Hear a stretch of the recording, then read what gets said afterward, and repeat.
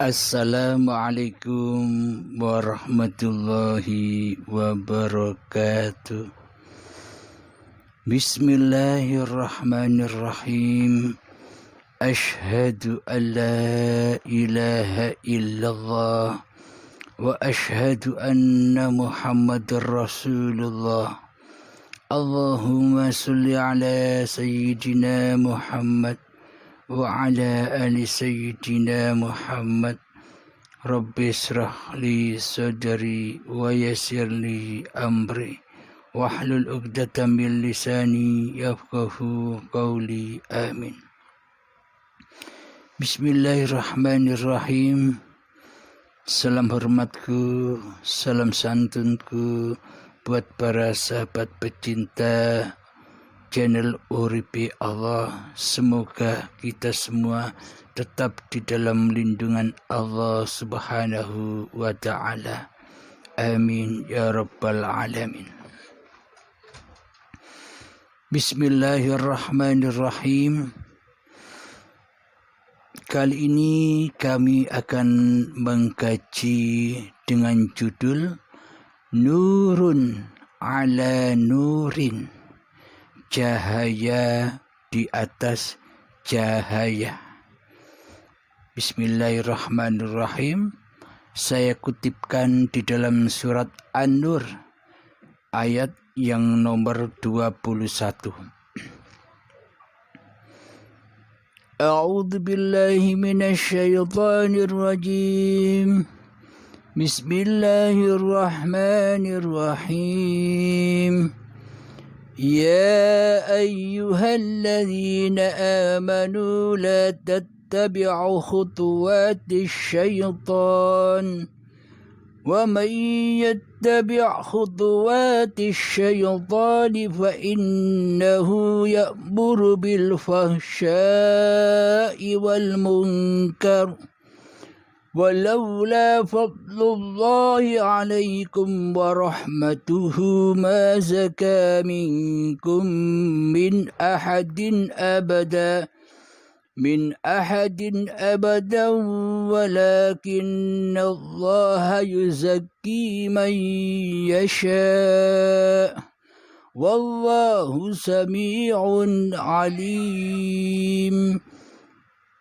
Artinya, wahai orang-orang yang beriman, janganlah kamu mengikuti langkah-langkah setan.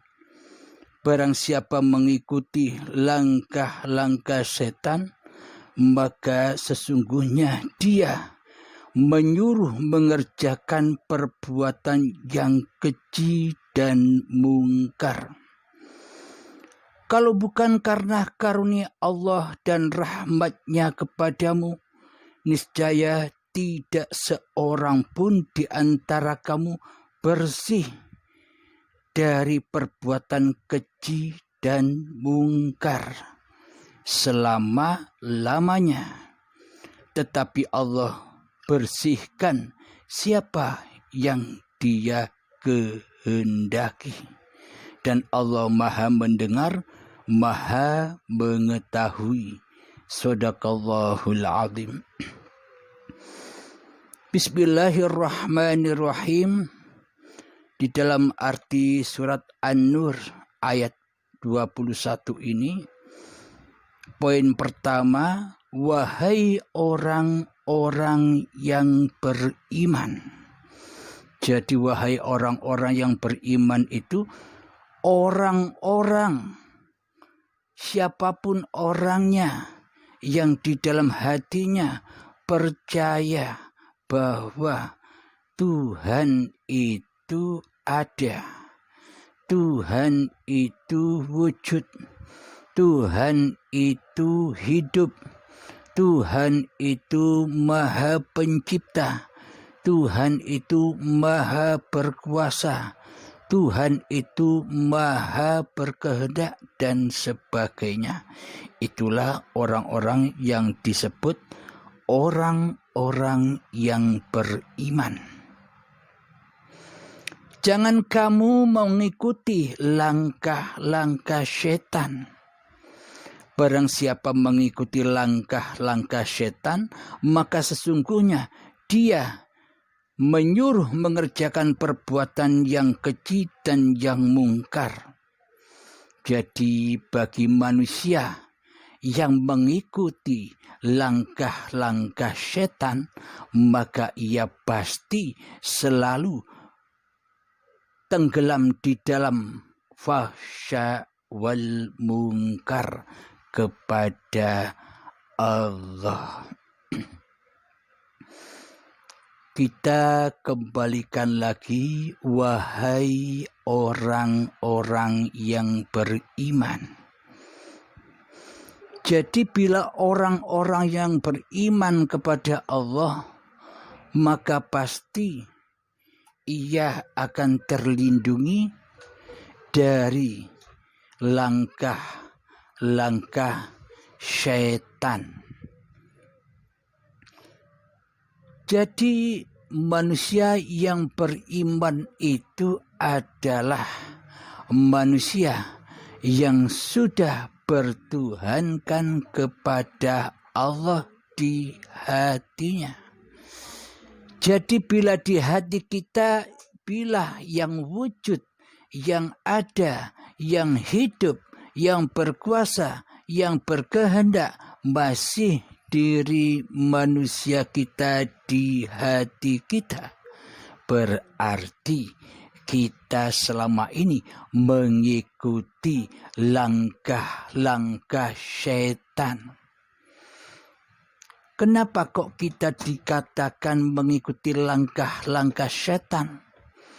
Karena di dalam hati kita yang wujud, yang hidup, yang jadi Tuhan bukan Allah sebagai pencipta diri manusianya.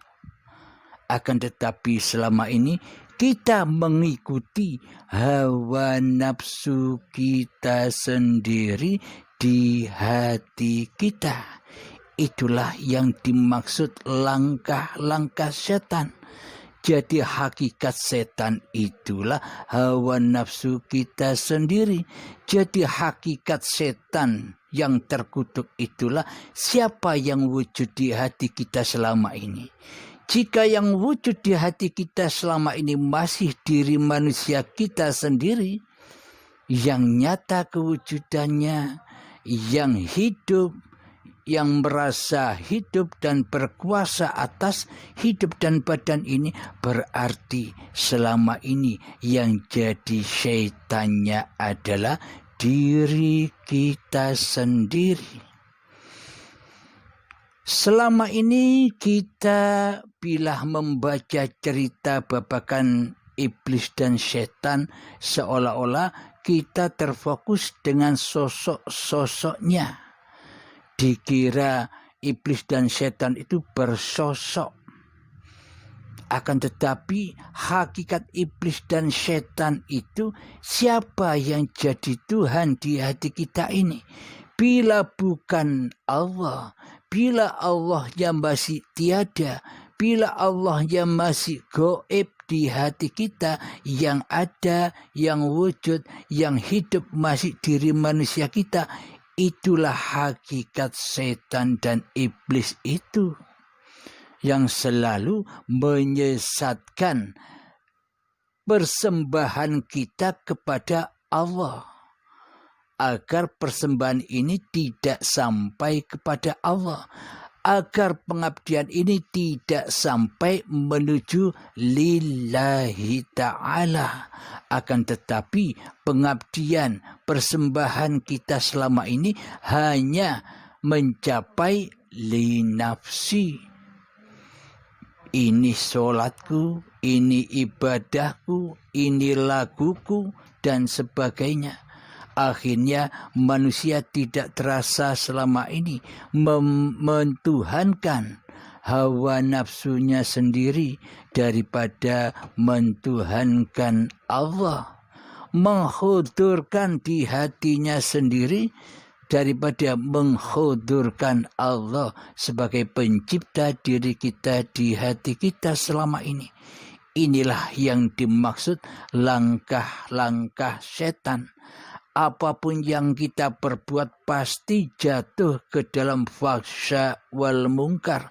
Apapun yang kita lakukan pasti terjatuh dan terjerumus di lembah dosa.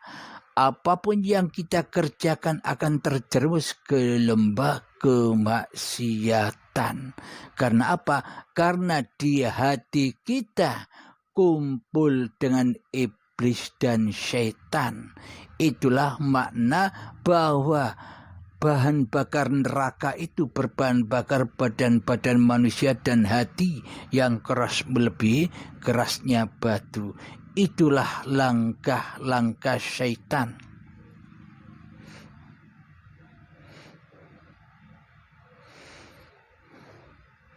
Jadi maknanya orang-orang yang beriman itu wajib di hatinya mengimani bahwa hanya Allah lah yang wujud ketimbang wujud makhluknya. Apakah mungkin yang mencipta kalah pamornya dengan yang dicipta? Apakah mungkin manusia lebih nyata, lebih wujud daripada Allah yang menciptakan manusia? Berarti selama ini akidah dan iman kita terbalik. Mestinya jadi makhluk, tapi di dalam hati kita selama ini jadi sang kholiknya, tapi tidak terasa, tapi tidak kita sadari bahwa selama ini seolah-olah kita sudah berposisi sebagai Tuhan daripada sebagai hamba, sebagai pencipta daripada yang dicipta.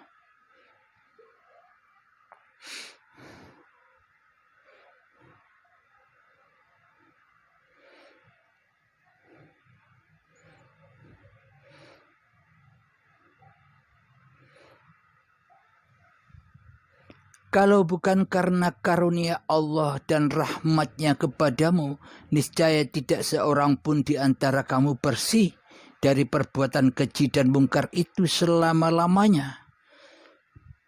Inilah bukti bahwa tak satu pun manusia bisa mensucikan dirinya. Tak satu pun manusia bisa kembali kepada Allah, kecuali bila Allah memberi rahmat dan hidayahnya. Jadi artinya zakat itu adalah pembersihan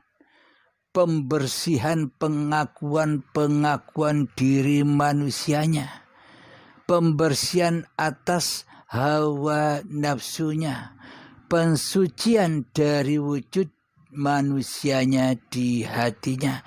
Itulah zakat. Jadi bila manusia yang sudah beriman kepada Allah, maka sucilah manusia itu dari kemanusiaan. Maka sucilah manusia itu dari hidup manusianya. Karena sebenarnya hidup manusianya itu tak ada. Yang ada hanyalah hidupnya Allah. Yang ada adalah nurullah. Yang ada hanyalah hayatullah. Yang ada hanyalah uripe Allah dewe. Tiada hidup kecuali Allah. Inilah yang dimaksud nurun ala nurin, cahaya di atas cahaya. Maksudnya bukan cahaya-cahaya yang kita pahami selama ini. Maksudnya adalah cahaya di atas cahaya adalah hidup di atas hidup, yakni persembahkanlah hidup manusiamu, bahwa hidup manusiamu itu sebenarnya bukan hidupmu, tapi hayatullah. Tapi itulah hidupnya Allah. Bila Allah hidup, maka matilah kemanusiaanmu di hatimu. Jadi yang bangkit adalah hayatullah. Itulah yang dimaksud alam lillahi ta'ala. Itulah yang dimaksud nurun ala nurin, cahaya di atas cahaya, rahasia di dalam rahasia. Dan itulah yang dimaksud persembahkan hidup manusiamu kepada yang berhak, karena hidup itulah Allah. Setelah engkau mati, kehidupanmu di hatimu, maka nyatalah Allah. Allah akan nyata bila dirimu tak ada. Allah akan gaib bila dirimu yang wujud. Bila dirimu menjadi Tuhan di hatimu, Allah selamanya gaib. Apabila Allah yang wujud di hatimu, maka selamanya engkaulah yang gaib. Makhluknya lah yang gaib. Inilah aplikasi dari la maujudan illallah. Alhamdulillahirabbil alamin. Semoga saya dan semoga kita semua selalu di dalam bimbingan Allah Subhanahu wa taala. Rabbana atina fid dunya hasanah wa fil akhirati hasanah wa qina adzabannar. Wa sallallahu ala sayyidina Muhammad wa ala alihi wa sahbihi wasallam. Walhamdulillahirabbil alamin. Akhirul kalam. Assalamualaikum warahmatullahi wabarakatuh.